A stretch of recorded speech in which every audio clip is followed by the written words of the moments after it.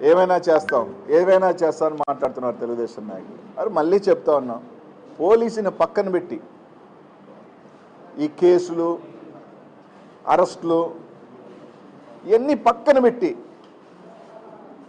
YSR Congress party Telugu Desam party తేల్చుకుందామా అంటే దానికని సిద్ధం అంటే చెప్పండి, సిద్ధం.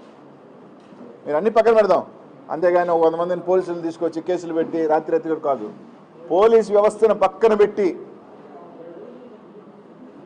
రండి, మీరిళ్ళ మీదక మా ఇళ్ళ మీదక ఎవరిళ్ళ మీదకైనా సిద్ధమే దేనికైనా. మీరు అనుకుంటున్న ఎవరు ఫ్యాక్షనిస్ట్లా, ఎవరు తెగిస్తే అందరూ ఎవరికి ఎవరేం కాదు, డిసైడ్ అయిన తర్వాత ఎవరైనా కానీ మంచి రాజకీయం కాదు. జగన్మోహన్ రెడ్డి గారు గత 5 సంవత్సరాలలో కూడా మేము ఎప్పుడూ కూడా ఇట్లాంటి రాజకీయాలు చేయలేదు. జగన్మోహన్ రెడ్డి గారు ఎప్పుడూ చేయలేదు.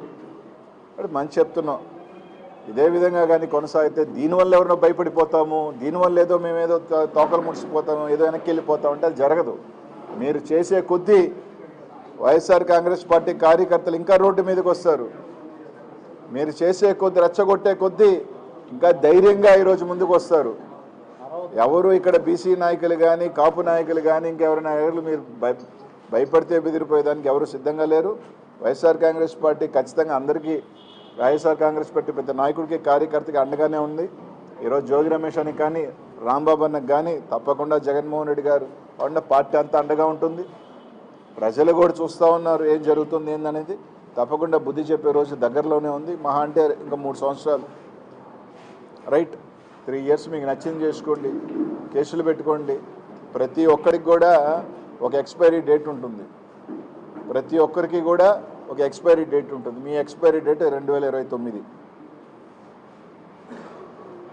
కాబట్టి అంత లోపల నచ్చింది చేసుకోండి, పెట్టుకోండి. అందరి మీద కేసులు, జైళ్ళు ఏం చేసుకోవాలి. కానీ ఇళ్ళ మీదకి వచ్చే సంస్కృతి మాత్రం ఖచ్చితంగా ఇది మంచి పద్ధతి కాదు. ఇళ్లలో ఆడవాళ్ళు ఉంటారు, మహిళలు ఉంటారు, వాళ్ళకి రాజకీయాలు అంటే సంబంధం లేని వ్యక్తులు, పసిబిడ్డలు ఉంటారు. జరగరాంది జరిగితే ఎవరు బాధ్యత వహిస్తారు?